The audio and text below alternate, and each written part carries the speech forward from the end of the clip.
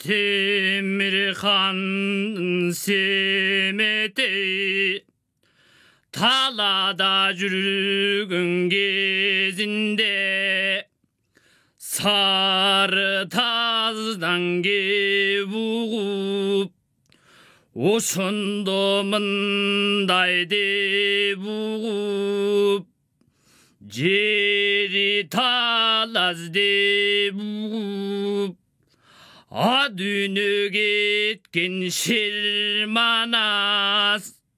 ата кенин деп угуп кабырга сөгүлүп ошондо семеңдин оюңе чен бөлүнүп санага маталып береги турган семете олдогандай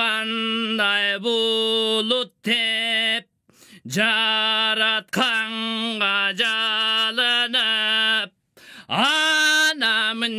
деп сабылып ошондо мындай ой ойлоп эй жылгынды кең кол чоң талас жерекени чын болсо ары болсоң алтайлык бери болсо 40 күндүк дүнө кеткен шер манас ата кене чын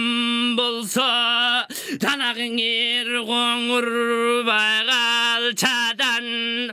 ошондо өчүм алсам деп калайманды салсам деп төбөсүнөн бассам деп